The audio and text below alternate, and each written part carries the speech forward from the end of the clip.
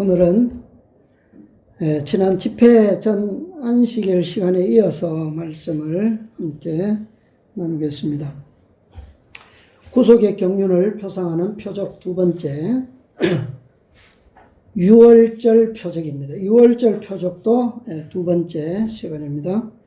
오늘은 사흘 동안에 일으키리라. 예수님의 공생애 동안에요, 그분의 인성으로부터 신성의 증거가 나타난 적이 있습니다. 그렇죠? 그런데 그 신성의 표적이 일반적으로는 어떻게 나타났습니까? 병자를 고치시거나 또 죽음으로부터 살리시거나 뭐 이런 표적을 통해서 나타났지만, 그런 표적을 통해서가 아닌 다른 상황에서 나타난 적이 여러 번 있어요. 지난 시간에 우리가 시작했던 공생의 시작 때 성전을 정결케 하실 때, 그 다음에 공생의 마지막에 또 다시 한번 성전을 정결케 하실 때에 그분의 신성의 위엄이 나타났어요. 그런데 이때의 위엄은, 신성은 여느 때의 신성과는 성질이 전혀 다르게 그렇게 나타났다라고 하는 거죠. 자, 지난 시간에 우리가 성전을 정결케 하시는 사업에서 부정한 장사꾼들, 그 다음에 시끄럽게 하는 모든 성전뜰에서의 그 신성한 곳에 어울리지 않는 모든 요소들을 어떻게 하셨어요? 다 몰아내셨습니다. 그죠? 제사장들과 또 장사꾼들과 결탁된 그 지도자들, 관원들을 나타냈어요. 그렇게 하시는 가운데서 그분의 신성의 위엄은 하나님으로서의 신성의 위엄이 인성을 통해서 비쳐나왔다는 거예요. 하나님으로서의 신성의 위엄.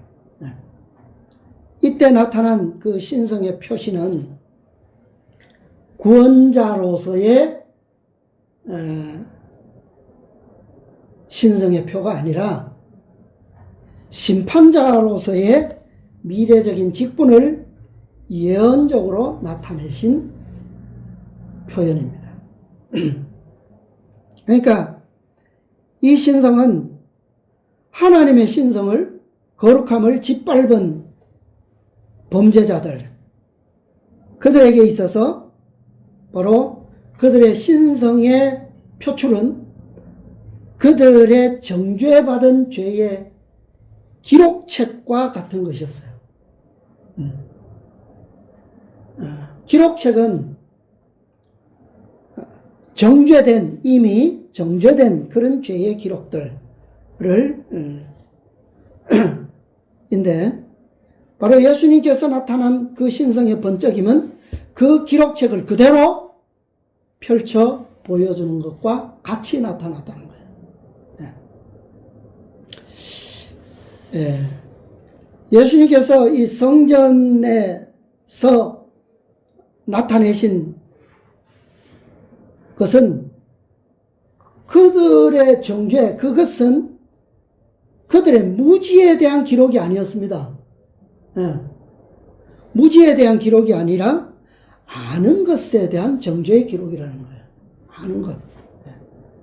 그래서 이것은 무엇과 다르냐 하면, 그들이 이 성전에서 정죄받은 것은 지금 여기서 그들을 쫓아내시는 분, 예수, 나사렛 예수, 이분을 메시아로 믿느냐 믿지 않느냐, 그것과는 상관이 없는 거예요. 상관이 없는.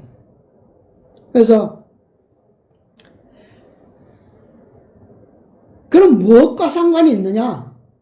그들의 정죄는 그리스도의 초림의 사명을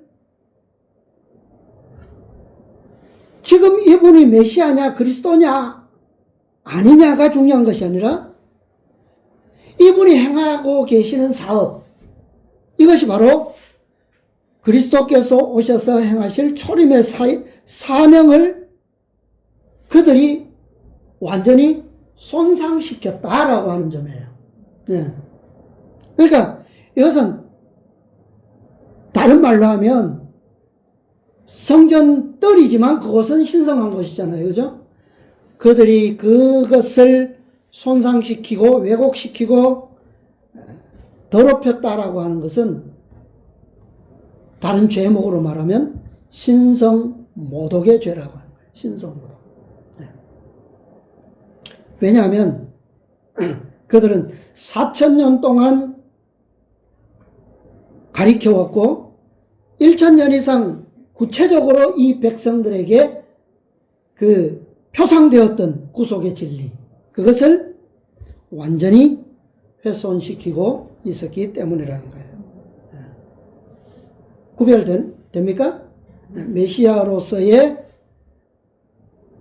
어떤 불신에 대한 죄가 아니라, 지금까지 그토록 인류의 구속을 가르쳐 주었던 진리를 그들은 아주 완전한 그 진리를 위탁받고도 그것을 완전히 어떻게 했다는 거예요? 무너뜨렸다는 거예요. 그 점에 있어서의 정죄를 말씀하고 있는 겁니다. 자, 여러분 오늘 아침에도 우리가 오면서 얘기했지만 우리의 삶은 무엇이 없다고요? 우연이라는 것이 없다라고 얘기를 했는데 예수님의 생애는 어떨까요? 예수님의 생애는 그분 스스로에 의해서 스스로 그 길을 개척하신 걸까요? 어떻습니까? 그분의 공생애가 우리에게 모본이라면, 그리고 우리의 생애가, 우리의 삶이 우연이 없다면 그분은 어떻게 했어요?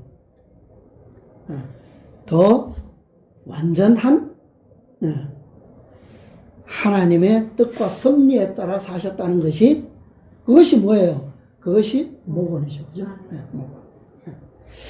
자, 영적 선물에 보면 이런 말씀이 있어요. 2권, 영적 선물 2권 354, 355페이지입니다. 자, 많이 좀 생략하겠습니다. 좀 길어서. 그분께서는 자신이 수행해야 할 행로에 대해 제사장이나 관원들과 상의하지 않으셨다. 우리가 이 성경 기록을 볼 때 그렇잖아요. 예언의 신에 보면 너무나도 그분은 우리의 완전한 모본이시다. 그죠? 생애를 사시기 위하여, 모본이 되시기 위하여 오셨다. 오늘 뭐 교과에도 시대의 소망이 나왔는데, 그러면 마태, 마가, 누가, 요한 복음에 기록된 이 사건들을 하나하나 우리가 보면서 하나도 빠짐없이 전적으로 그렇게 동의가 되셔요. 그것은 전적으로 그분의 삶은 아버지의 뜻에 따라 사신 것이다. 계획된 섭리다. 오늘은 이쪽으로 가셔서 어떤 사람을 만났고 어떤 축복을 베푸셨고, 이게 다, 그러니까 특별한 경우에는 우리가 그게 납득이 가는데 그렇지 않은 경우가 없던가요? 예를 들어서 이런 오늘 우리가 다루는 사건이죠. 성전을 정결케 하시는데 성전 입구에 있는 노건으로 채찍을 만드셔서 아주 이 캐릭터가 우리가 아는 인자와 자비가 풍성한 그리스도의 모습으로 이해가 그냥 되시냐고요. 이것도 과연 하나님의 섭리일까? 라고 하는 거죠. 자, 읽어볼게요. 그분의 임무는 가장 높은 권위자 곧 우주의 창조주로부터 온 것이기 때문이다. 그러므로 누구와 상의하지 않았다고요? 제사장이나 관원들과 상의하지 않으셨다는 거예요. 예수께서는 성스러운 직분에서 백성들을 가르치셨고 그분에게 위탁된 직분, 메시아의 직분이죠. 그죠? 그리스도의 직분에서 백성들을 가르치셨고 백성들의 고통을 덜어주셨으며 죄를 용서하셨으며 아버지의 집인 성전을 정결케 하셨으며 성전을 더럽히는 자들을 신성한 문으로부터 쫓아내셨으며 그는 바리새인들의 윗선적인 삶을 정죄하고 그들의 숨은 죄를 책망하셨다. 이런 것까지.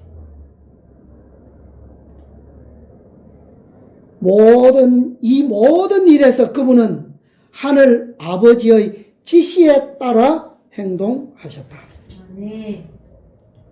그러니까 그분의 일거수일투족 공생의 모든 생애는 다 뭐요? 성경에 기록된 바 모든 것은 다 누구에 따라 지시라고요? 아버지의 명령에 따라 사셨다는 거예요. 이러한 이유로 백성들은, 유대인들은 그분을 미워하고 죽이려고 하였다. 예수께서는 그들에게 이렇게 선언하셨다. 너희는 아래서 났고 나는 위에서 났으며 너희는 이 세상에 속하였고 나는 이 세상에 속하지 아니하였느니라. 유대인들이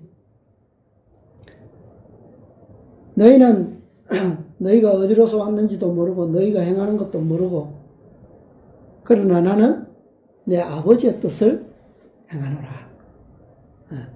유대인들이 이런 표현들 때문에 그분을 더욱 어떻게 했어요? 미워했고 메시아에 대한 증거가 더 확실해지면 확실해질수록 더 뭐요? 더 저항한 거죠. 그죠? 아주 증오한 거죠. 증오. 그 왜 그럴까요? 증거가 더 확실하고 뚜렷해지면 자신이 뭐 해줘야 됩니까? 자신의 주장을 굽히고 낮출 줄 알아야 되잖아요. 그죠? 근데 왜 유대인들은 왜 더 반대로 그럴까요? 자기를 찔러.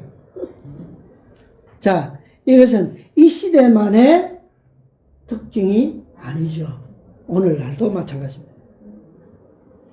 그래서 우리는 교과에서도 보았지만 무엇만이요? 오직 진리만이. 그죠?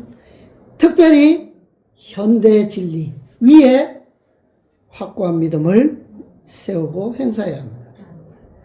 그거 외에는 오늘 아침에 말씀하셨죠? 흔들림의 이유. 그게 뭐라고요? 흔들림의 원인. 진리예요, 그게. 하나님의 말씀이 아니면, 기록되었을 때가 아니면 흔들릴 이유가 아무것도 없어요. 그죠? 율법과 증거의 말씀을 쫓을지니 그것 때문에 흔들리는 거예요. 그래서 마지막 날에 우리를 심판하는 기준도 뭡니까? 그거예요. 기준도. 그래서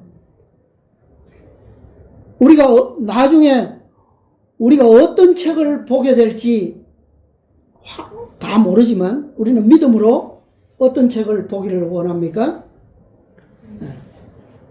생명책과 기념책의 기록들을 보기를 원하죠. 그죠? 근데 다 그런 것은 아니잖아요. 그죠? 그래서 마지막 때에 우리를 심판하고 정죄할 수 있는 것은 뭐예요?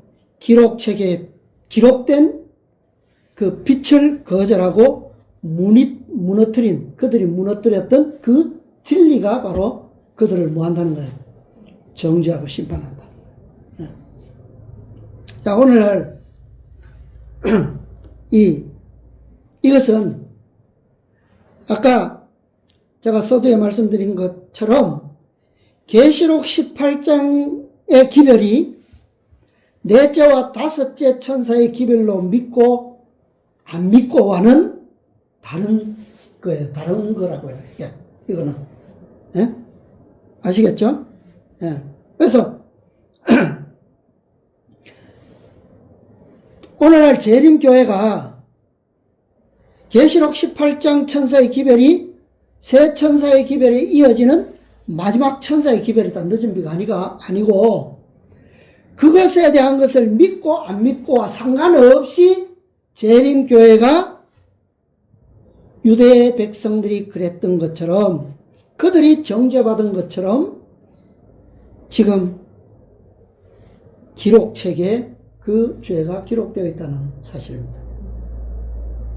그것은 뭐야? 그 중요한 게 뭐예요? 아침에 오시면서 대화했죠? 구속의 최종적인 열매 14만 4천인에 대한 진리를 어떻게 하고 왜곡시키고 훼손함으로 셋째 천사의 기별을 송두리째 뭐한 거예요? 무너뜨린 거예요. 그죠? 새 천사의 기별에서 셋째 천사의 기별이 핵심인데 거기서 이 진리를 빼면 셋째 천사의 의미가 있습니까? 그걸 얘기하는 거예요. 그것이 뭐예요? 지금 기록책에 분명히 기록되어 있다는 사실입니다. 이것은 유대인들이 제사장들과 관원들이 바로 성전 뜰에서 그 거룩한 곳을 더럽혔던 신성모독의 죄를 범하고 있는 것과 다를 게 뭐냐 이거죠. 왜요? 그 시대에 메시아의 초림 당시에 성전 뜰에서 성취되어야 할 그 진리, 그들은 그것을 어떻게 했어요? 무너뜨렸잖아요. 그들에게 그 진리보다 더 중요한 현대 진리가 어디 있었습니까? 그 당시에, 그죠? 그렇게 따지면 오늘날 이 시대의 가장 핵심적인 현대 진리를 이 백성들이 뭐예요? 그렇게 하고 있다는 거예요. 예. 머지않아 그것을, 그 증거들을 뚜렷하게 아마 보게 될 것입니다. 이것은 아까 제사장들이 그랬던 것처럼 무지한 진리가 아니라는 거예요. 무지한 진리가. 그죠? 이미 전 세계 재림교회라면 이미 완전한 진리가 다 선포되었어요. 그죠? 이 진리가 가장 중요한 진리임을 오늘날 아는 백성이 누구냐 이거죠. 그 백성으로서 이 진리를 뭐하고 있는 겁니까? 왜곡하고 외면하고 있는 거예요. 무너뜨리고 있는 거예요. 그래서 우리는 오직 말씀, 하나님의 말씀 기록되었을 때 라는 진리 이외에는 어떤 가르침도 어떤 타협도 필요치 않다라고 하는 거예요. 그래서 예수님께서는 나는 너희에게 증거를 구하지 않는다. 구할 필요가 없다. 그럼에도 불구하고 너희들의 증거는 전혀 필요 없지만 내가 하는 증거가 다 뭐하다? 참되다. 그걸 말씀하신 거예요. 예. 그러니까 오늘 우리는 뭐예요? 학자들의 증거가 필요 없어요. 왜? 이미 우리에게 뭐가 있습니까? 아버지의 말씀이 있어요. 예수님은 그것을 증거로, 유일한 증거로 참되다라고 하신 거예요. 네. 말씀만이. 우리의 뭐가 될 필요가 있다고요? 증거. 네. 그러니까, 오늘 세상에 어떤 학자들, 신학자들의 판단을 구하지도 않고 받을 필요도 없고, 그런 거예요. 오직 무엇의 판단만이요? 진리의 판단만이 필요합니다. 그리고 우리는 이 세상에 속하지 아니하였기 때문에. 자, 지난번에 우리가 요한복음 2장의 말씀을 보았는데요. 뭐 기니까 이미 다 보셨으니까 두 절만 보겠습니다. 요한복음 2장 18절과 19절.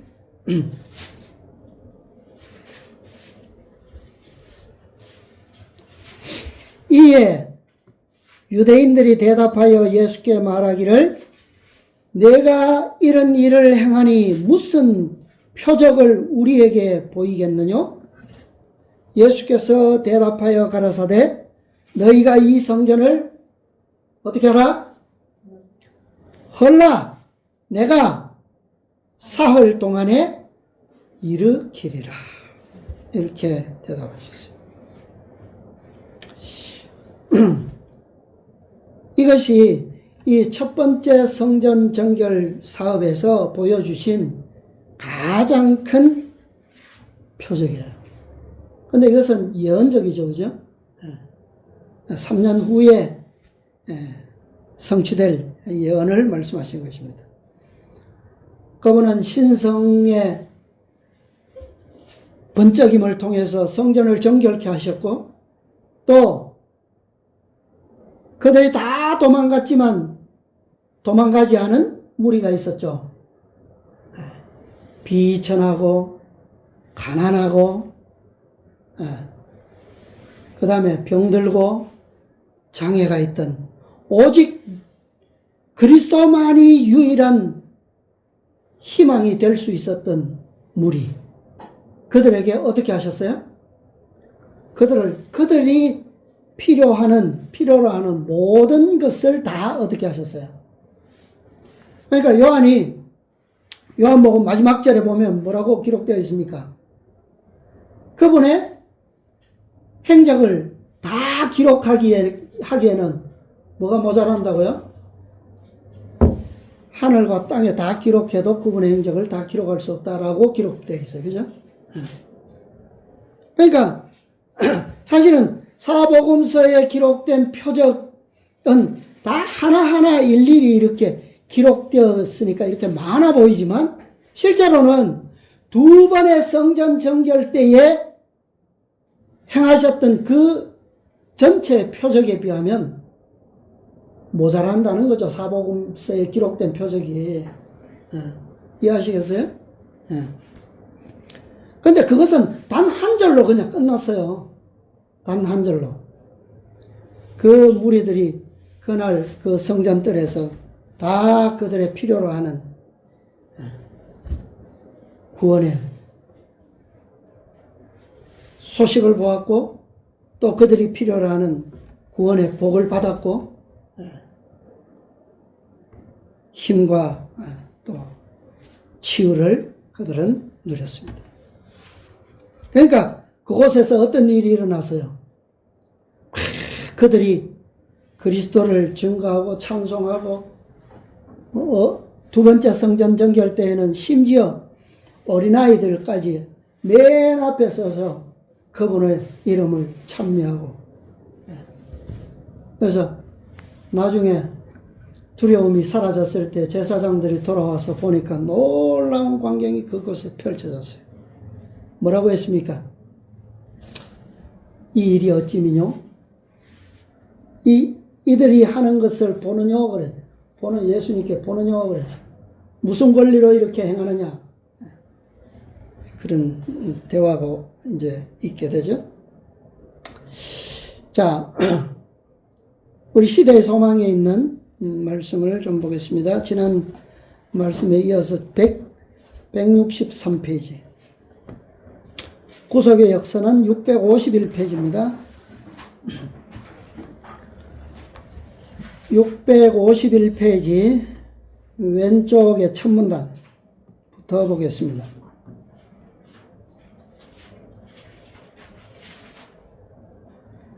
성전에서 도망갔던 무리들은 잠시 후에 슬금슬금 되돌아왔다. 그들은 그들을 사로잡았던 공포에서 얼마간 회복되었으나 그들의 얼굴에는 머뭇거리고 주저하는 기색이 보였다. 그들은 예수님이 하시는 일을 바라보고 놀랐으며 메시아에 관한 예언의 말씀이 누구에게서요? 예수에게서 성취되었음을 깨달았다. 증거가 분명히 나타났어요. 그죠? 성전을 더럽힌 죄는 주로 누구에게? 제사장들에게 있었다.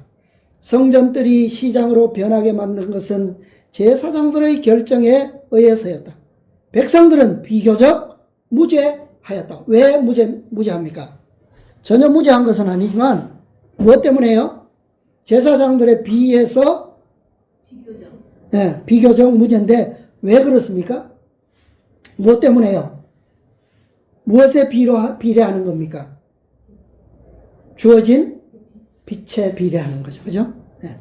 그들은 예수의 거룩한 위엄에 감명을 받았지만 그들에게 있어서 제사장들과 관원들의 영향은 더욱 컸다. 그들은 그리스도의 사명을 일종의 혁신으로 간주하고 성전의 주관자들이 허용한 것을 간섭하실 권리가 예수에게 있는지 의문을 가졌다. 왜 의문을 가졌어요? 그들은 장사가 무엇을 받았어요? 방해를 받았으므로 감정이 상했다. 그리하여 그들은 성령의 호소를 짓눌러 버렸다. 자, 예수께서 예언된 메시아라고 하는 증거가 이 사건을 통해서 성전들에 너무나도 분명하고 충분하게 주어졌음에도 불구하고 그들은 왜 성령의 호소를 짓눌렀다고요? 무엇 때문에?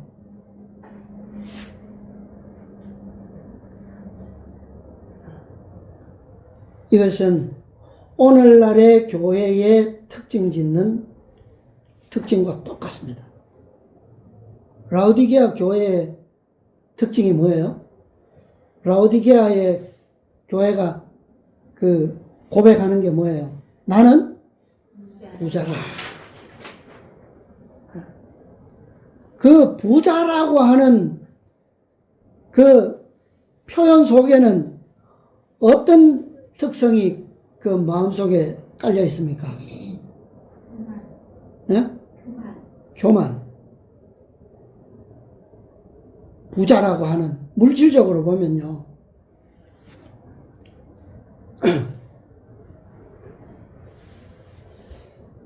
그러니까, 자,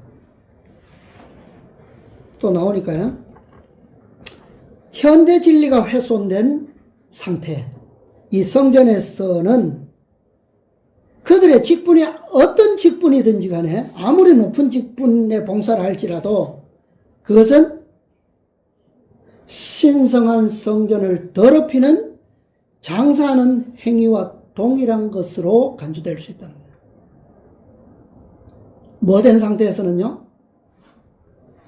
현대 진리가 손상된 상태에서 드려지는 어떤 봉사, 어떤 예배도 뭐처럼 예수님께서 보실 때는 그들의 마음속에 무엇이 깔려 있음을 보는 겁니까? 보시는 거예요. 지금 여기 그들의 장사가 뭐했다고 예수님의 그 채찍에 의해서 방해를 받았다는 거죠. 그죠? 그것은 그들의 마음에 지금 모든 성전을 통한 예배의 동기와 봉사의 모든 그것이 무엇과 관계되어 있다는 거예요? 그들의 탐심, 탐욕, 이기심, 그것과 관계되어 있다는 거죠. 그들의 봉사가. 그죠? 그래서 이것은 하나님의 사업에서 현대의 진리가 높임을 받지 못하는 유일한 이유입니다. 어느 곳을 가도 똑같아요. 그죠? 그래서 성전 봉사의 모든 기초에 있어서 인간의 이기심과 욕심이 깔려 있다면 그 예배는 결코 진리가 높임을 받지 못하고 그분의 이름이 거룩히 여김을 받을 수 없는 예배가 되는 거예요. 어느 시대에나 탐욕과 이기심은 그 시대의 결정적인 특징을 이루어 왔습니다. 그래서 한 시대를 심판하는 기준, 그것은 현대 진리인데, 그러니까 일반적인 진리가 아닌 예전부터 이미 전수되어 온 그런 일반적인 진리는 교회에서 허용되고 그것이 가르쳐지고 봉사되고 예배되어도 그들의 탐욕은, 탐심은 지장이 없다는 거예요. 그들의 예배에 지장을 주는 것은 뭐라고요? 그것은 현대 진리라는 거예요. 현대 진리. 네. 그래서 그것은 그 시대를 뭐 하는 거예요? 흔드는 동기가 되는 거예요. 네. 그러니까 예수님께서 초림으로 오셨기 때문에 그분의 초림이 나타내는 구속 사업은 뭡니까? 어디에서 이루어지는 거예요? 성전의 뜰에서 성취되는 사업이라는 거죠. 그러니까 성전이 장사하는 집으로 이렇게 장소로 바뀌었다라고 하는 것은 바로 그것을 잘 의미해 주는 거죠. 그래서 그 당시에 소중한 현대 진리, 바로 성전 뜰에서 이루어지는 봉사였고, 제사장들은 바로 그 부분을 어떻게 해요? 자신들의 탐욕이라고 하는 그 흑암 속에 그 위대한 진리를 가둬버린 거예요. 그래서 그 제사장들이 돌아와서 예수님께 어떤 질문을 했습니까? 네가 이런 일을 행하니 무슨 표적을 우리에게 보이겠느냐? 이 질문 자체가 참 어이없지 않아요? 이미 이 질문 자체는 그들의 마음이 무엇으로 가득 차 있다는 거예요. 네. 탐욕과 이기심으로 인한 불신과 완고함이 이미 완전히 그들의 마음을 송두리째 자리 잡고 있다는 거죠. 네. 왜요? 이미 메시아에 대한 증거가 그들의 목전에서, 그죠? 충분히 나타났잖아요. 그죠? 그럼에도 불구하고 또 뭐라고 합니까? 표적을 또 보이래요. 이 말은 뭡니까? 이미 어떤 표적이 와도 준비되었다는 거죠. 받지 않기로. 그러니까 뭐 이미 보여진 그것이, 그 표적들이 일반 백성들에게는 뭐 그만큼은 아니겠지만 최소한 제사장들과 관원들에게만큼은 이미 놀라운 표적이 보여진 거예요. 그죠? 그들의 그 흑암으로 꽉 찬 그 마음을 얼마나 그 밝은, 그죠? 신성의 빛으로 확 번쩍였잖아요. 근데 그 빛에 뭐 제자들이나 일반 비천한 백성들은 제사장들이 본 것만큼 밝은 빛으로 나타나지 않았다는 거예요. 그죠? 그러니까 시대 소망에 보면 그분의 손에 들려진 노끈으로 만든 채찍은 마치 에덴 동산의 문을 지키던 그 천사의 화영검처럼 보였다 그랬어요. 그러니까 그 정도로 나타난 것은 일반 백성들이 아니라 누구요? 그 성전을 더럽히고 신성모독으로 이끌고 가고 있는 그들에게 그렇게 보였다는 거예요. 예수님께서 뭐라고 대답하셨습니까? 한 비유로 그들의 질문에 대답하셨죠? 그럼 왜 비유로 대답하셨을까요? 자, 뭐라고요? 너희가 이 성전을 뭐하라? 헐어봐라. 내가 사흘 동안에 일으키겠다. 이 말씀은 무슨 어떤 목적으로 예수님께서 비유로 말씀하셨을까요? 이미 그들의 마음의 아기를 어떻게 뭐하고 계시다는 거예요? 환히 읽고 계시다는 거예요. 그죠? 그리고 그들의 마음속에 있는 이 불신과 악의와 완고함이 결국은 어떤 더 뚜렷한 큰 증거가 나타나도 불구하고 그분을 어떻게 그들의 악의의 결말을 이끌고 갈 것인지에 대한 것을 보여주시는 거예요. 누가 이 성전을 헐으라고요? 내가 헐고 내가 일으키리라고 말씀하셨습니까? 너희가 헐어라. 내가 일으키겠다. 그래서 분명히 그들의 무엇을요? 그들의 그 불신의 악을 그대로 보여주시는 거죠. 자, 그 다음에 시대의 소망 또 다음 문단 한번 보겠습니다. 오른쪽의 첫 문단입니다. 이 말씀에는 이중의 뜻이 있었다. 예수께서는 유대인의 성전과 예배가 파괴될 것을 언급하셨을 뿐만 아니라 무엇을요? 자신의 죽음, 곧 성전된 자신의 몸이 파괴될 것을 말씀하신 것이었다. 유대인들은 이미 이 일을 음모하고 있었다.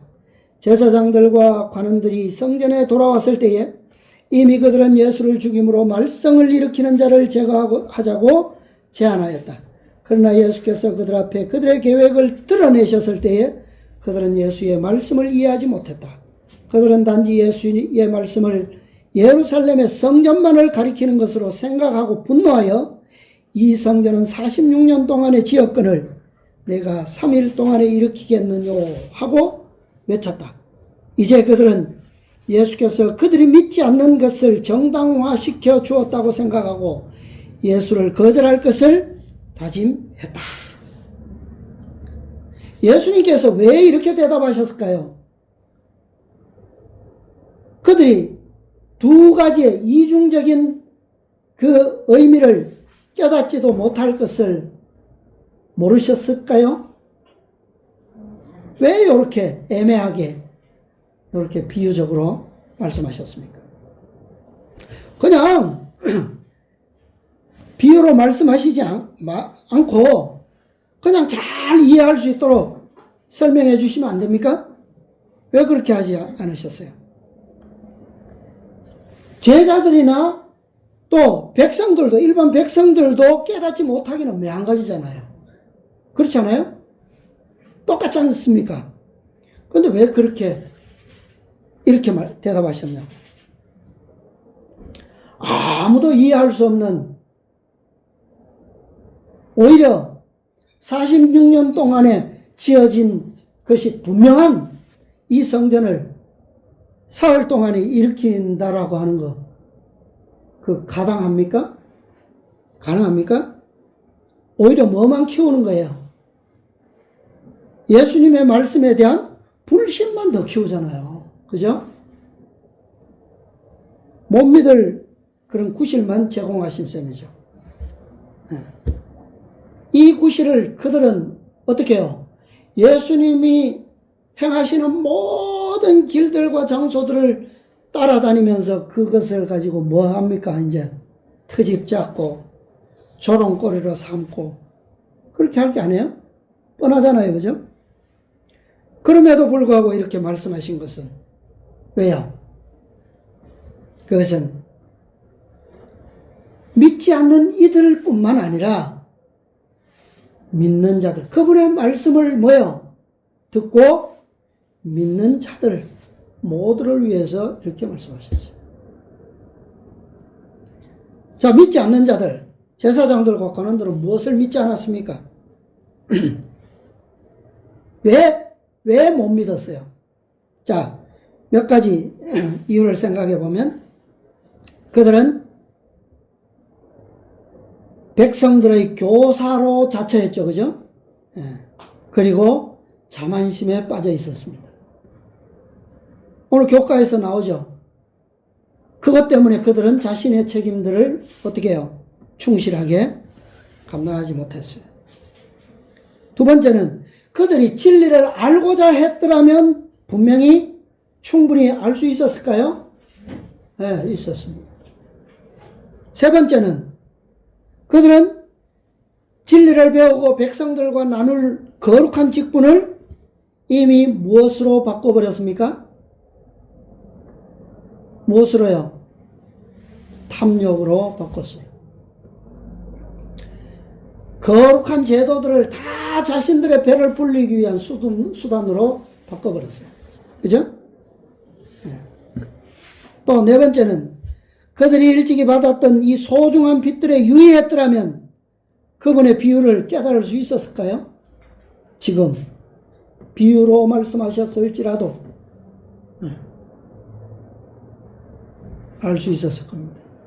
그들이 예언의 빛을 충신히 연구하고 살폈더라면, 그죠? 다섯 번째는 그러므로 그들의 마음은 더 이상 어떤 큰 증거도 어떤 큰 빛도 감당할 수 없도록 되어버렸다. 그죠? 이것이 바로 그분께서 지금은 그들에게 있는 그대로 설명하실 수 없는 이유예요. 또 다른 하나의 이유는 지금은 깨달을 수 없지만 이 일이 성취될 때 뭐 할 자들? 보고 그분을 믿고 따르는 자들을 위해서 이렇게 말씀하셨어요. 그런데 지금 그분을 불신하고 믿지 않는 이들은 그 일이 성취될 때에도 뭐요? 믿어요? 믿지 않습니다. 그래서 그렇게 하신 거예요. 자, 시대의 소망 또 보겠습니다. 165페이지. 그리스도께서 이 말씀을 하신 것은 누구를 위해서요? 그를 믿는 자들을 위해서였다. 그리스도께서는 그 말씀이 되풀이 될 것을 아셨다. 6월절에 말씀하신 그 말을 수많은 사람들이 들을 것이며 세계 각처에 전달될 것이다. 그리스도께서 죽은 자들 가운데서 부활하신 후에 그 말씀의 의미가 어떻게 해요? 명백하게 될 것이었다. 이 말씀은 많은 사람들에게 그리스도의 신성에 대한 결정적인 증거가 될 것이었다. 누구까지도요? 제자들까지도.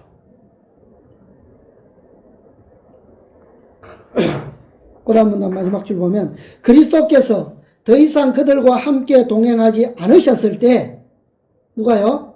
제자들이 그의 말씀은 그들에게 뭐가 되었다? 지주가 되었다. 그러니까 제자들이 그리스도를 하나님의 아들, 그 다음에 메시아로 오신 그분에 대해서 영적인 지주로 삼았던 것은 뭐예요? 그분의 표적입니까? 뭐예요? 그분의 말씀이잖아요, 말씀. 그죠?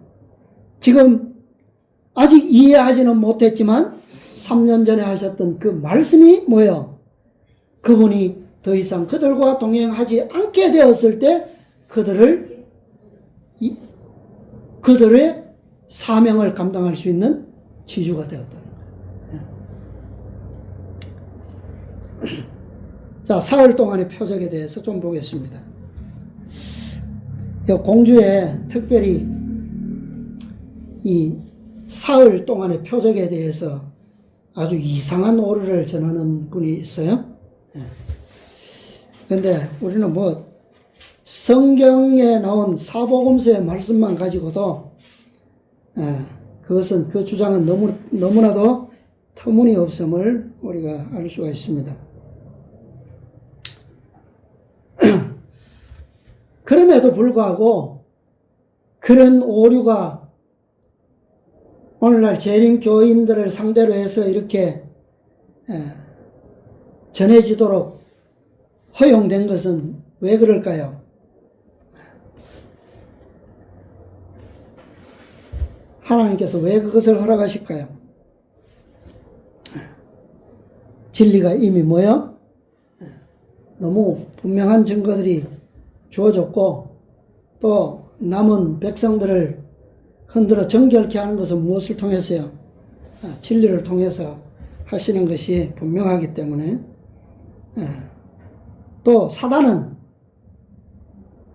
아무리 터무니없어도 분명히 그 그물에 걸려들 어리석은 자들이 있어요, 없어요? 있죠.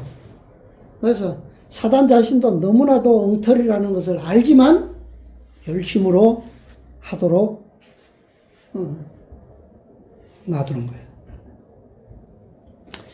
거예요. 이 사흘 동안의 표적, 이것은 말씀과 더불어 표적이 성취되었을 때 그것이 뭐예요? 제자들에게 견고한 닻이 되었던 것처럼. 그래서 한쪽만 가지고는 뭐 할 수 없습니까? 한쪽만 가지고는 이 제사장들과 관원들이 요구했던 것처럼 뭐를 구하는 자들만 구하는 것밖에 안 됩니까? 증거를 실컷 보고도 또 무엇만 구하는 거예요? 표적만을 자꾸 구하는 그런 그냥 쓸데없는 곳에서 갈증을 풀려고 하는 자들과 똑같은 거예요. 그렇죠? 그러나 무엇이 기초되면 그분의 말씀이 기초되면 그분의 표적은 결코 흔들릴 수 없는 영혼의 닻이라고 하는 사실이에요. 자, 이 3일 동안의 표적에 대해서 좀 보겠습니다. 마가복음 16장 6절의 주석입니다. 마가복음 16장 6절의 주석. 거기에 편지 280, 1904년도에 쓰신 편지인데요. 제목이 신성은 죽지 않았음. 자, 우리가 요즘 목사님을 통해서 그분의 인성, 본성에 대해서 우리가 공부하고 있는데요. 이 부분도 한번 살펴보겠습니다. 신성은 마가복음 16장 6절 주석에 신성은 죽지 않았음. 마리아의 아들이라는 인성이 하나님의 아들이라는 신성으로 바뀌었는가? 아니다. 신성과 인성이 어떻게 해요? 한 개체, 곧 인간 예수 그리스도 안에 신비스럽게 잘 조화, 융합되어 있었다. 그분 안에 신성의 모든 충만이 육체로 거하셨다. 요한복음 1장 14절이죠. 그리스도께서 십자가에 달리셔서 죽으셨을 때 죽으신 것은 그분의 뭐였다? 인성이었다. 신성은요, 신성이 함몰되거나 죽지 않았다. 그것은 불가능한 일이었다. 아담의 아들과 딸들이 그들에게 부여된 구원을 받아들이고 하나님의 자녀들이 되기를 승낙하는 사람이면 누구나 죄 없으신 그리스도께서 구원하실 것이다. 구주께서 자신의 피로 타락한 인류를 사셨다. 그러니까 우리의 죄를 속죄하시고 우리를 생명으로 사신 피는 누구의 피입니까? 그리스도의 인성의 피입니까? 신성의 피입니까? 예? 인성의 피죠. 예. 왜 그 피가 가치가 있습니까? 왜 효력이 있어요? 그것은 하나의 신비로서 구속받은 자들이 변화함을 입을 때까지 그 모든 크기를 완전하게 또 충분히 이해할 수 없는 신비이다. 그러나 그 때에는 언제 변화함을 입을 때 그 말이죠. 그 때에는 인간에게 주신 하나님의 선물의 크기와 그 능력과 공효를 이해할 것이다. 그러나 원수는 이 선물을 극도로 신비화시켜서 그것이 아무것도 아닌 것이 되도록 해야겠다고 굳게 결심한다. 또 하나 보겠습니다.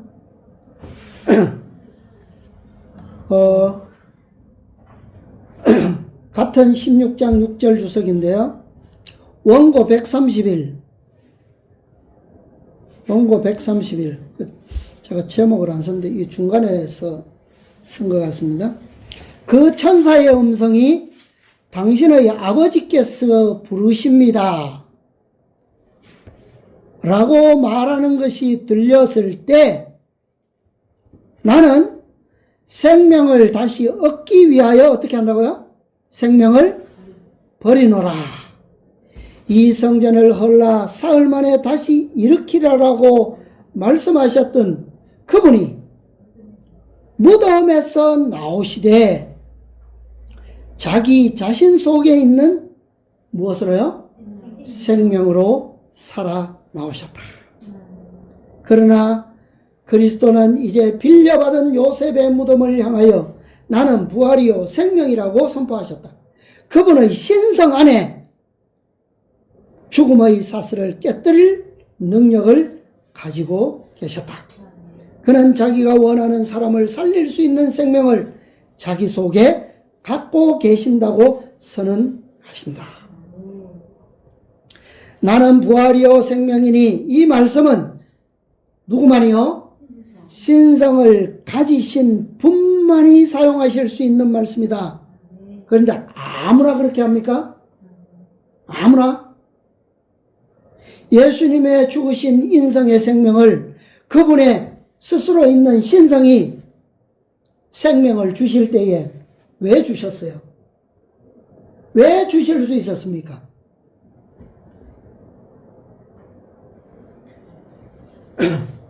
자, 그 답을 얻기 전에, 그분께서 스스로 버리신 생명은 아까 어떤 생명이었다고요? 인성. 인성인데 어떤 인성이었습니까? 그분의 인성은 죄 없는, 그죠? 죄 없는 인성을 어떻게 하셨다고요? 스스로 버리셨어요. 그죠? 그 다음에 그 인성의 생명을 다시 부활시킨 능력은 뭡니까? 그분 자신 속에 있었던 그분의 신성이었어요. 충만한 신성. 네. 그것이 그분의 인성을 살리셨다는 거예요. 네. 그러니까 스스로 버리시고 스스로 다시 취하신 인성. 근데 버리실 때의 인성과 취하실 때의 인성은 특성이 조금 달라요. 취하실 때는 무엇으로 생명을 취하셨습니까? 그것이 그분의 신성이 그분의 인성을 살리실 수 있는 자격이고 이유였어요. 그분은 인성이 다시 생명으로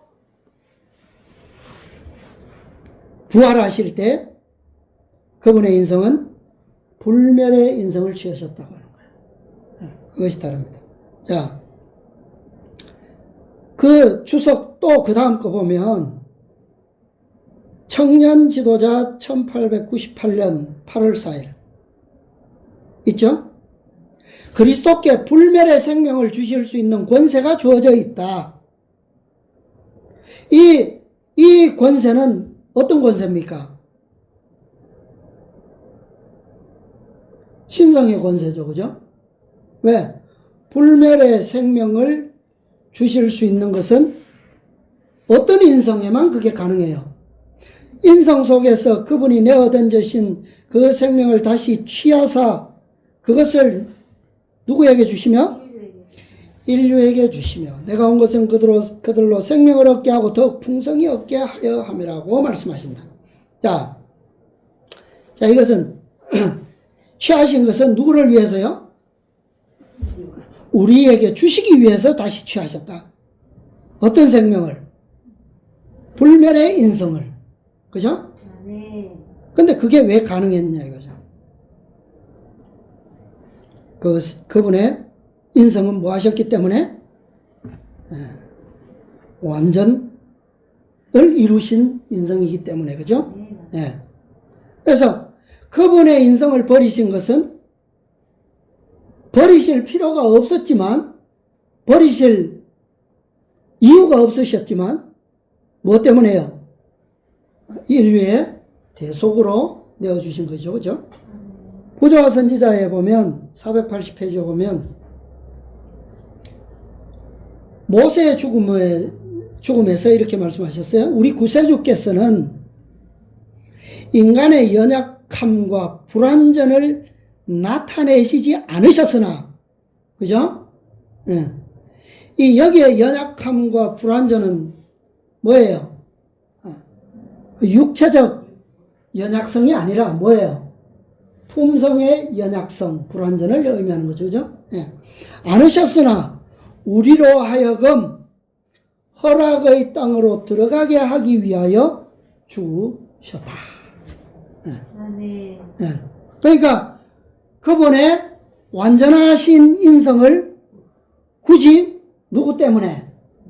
우리 때문에 스스로 내주신 바 되었다는 거죠. 예.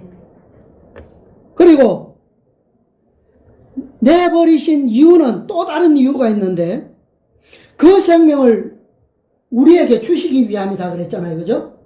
근데 어떤 생명으로 주시기 위해서? 그분이 버리셨던 생명을 어떤 생명으로 취하셨다고요? 불멸의 생명으로 취하셨기 때문에 그것을 우리에게 주시기 위해서 뭐요? 버리셔야만 하셨다. 라고 하는 거예요. 그죠?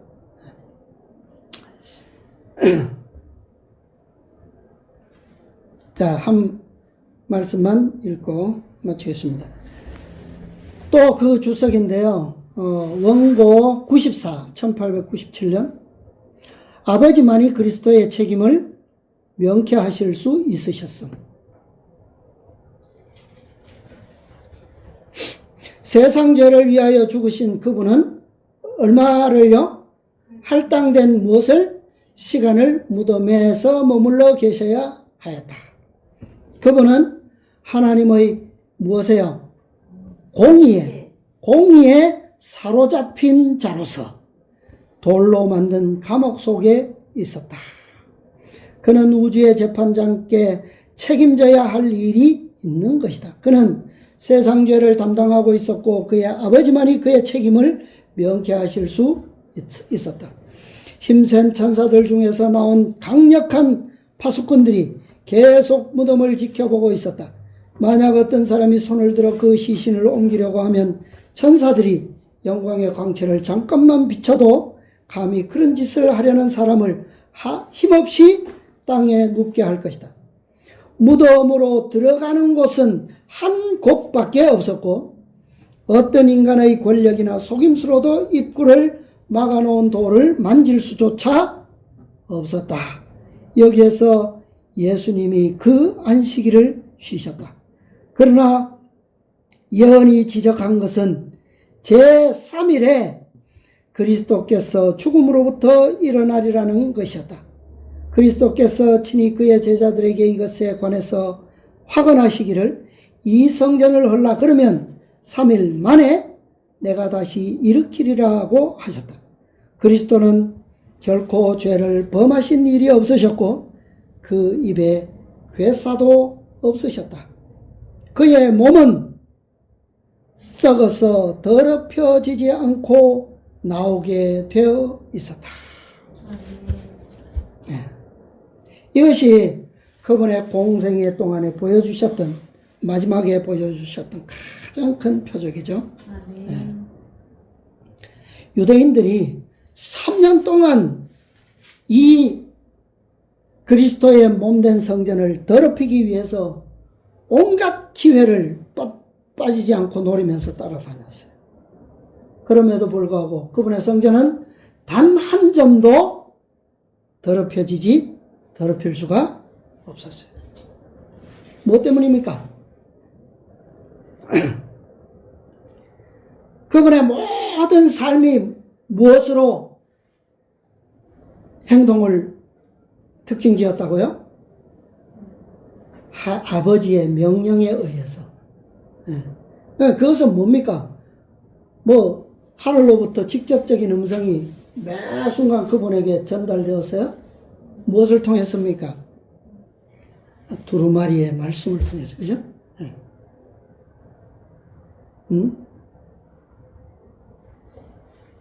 내 뜻이 어디에 있다고요? 두루마리 책에 기록되어 있다고 그랬어요. 그래서 그들은 이 성전을 더럽히려고 그토록 노력했지만 더럽히지 못했고, 그래서 그분을 어떻게 했어요? 그분이 말씀하신 대로 3일 만에 일으키리라 하는 말씀을 이제는 이루지 못하도록 하기 위해서 어떻게 했어요?